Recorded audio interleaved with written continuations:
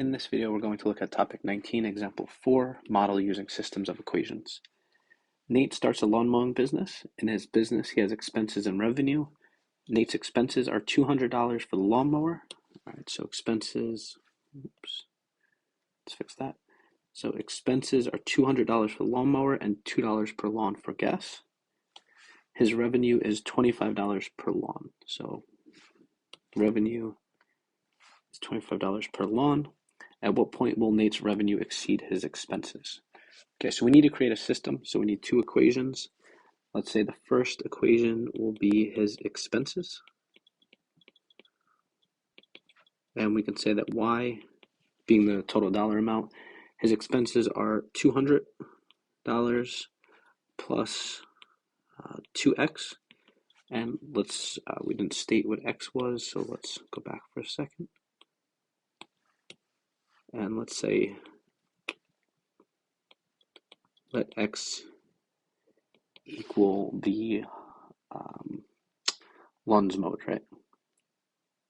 Yeah, so let x equal the lawns mowed, which sounds weird, but we'll go with it. So the expenses would be y equals 200 plus 2x. And his revenue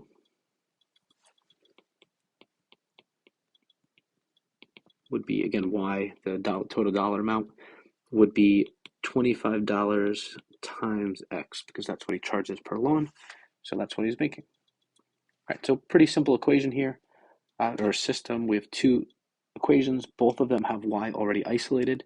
So we can actually substitute for either one if we really wanted to. It doesn't really make a difference how we do this. But what we're going to do is we'll say that y is equal to 200 plus 2x. Sorry about this. So we're going to replace y with that. So let's say 200 plus 2x is equal to 25x. Okay, this is a pretty easy problem to solve.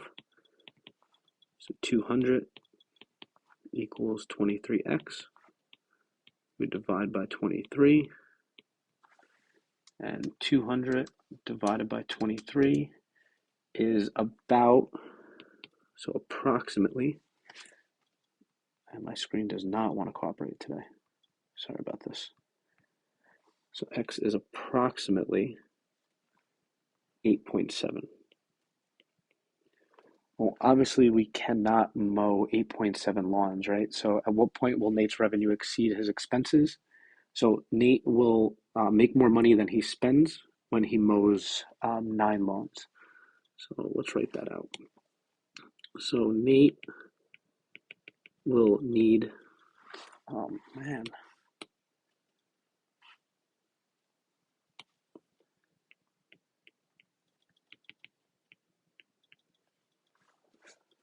What we're saying, Nate will need to mow 9 lawns before, this is not great, before his revenue exceeds expenses. So make sure when you are solving, especially with word problems, right, when you're solving a system of equations, make sure we put the solutions in context, because the solution to this equation is 8.6956 and it keeps going, so approximately 8.7, but we can't charge somebody for 0.7 of a lawn, right? There's not like 7/10 of a job. We would have to do the entire job, so we'd have to, or Nate in this case, would need to mow 9 lawns before his revenue would exceed the expenses. Okay, so context is always important. So solving the equation obviously is priority, but if we don't know what that number means or represents, it's not always very helpful to us. Okay, so that's our solution.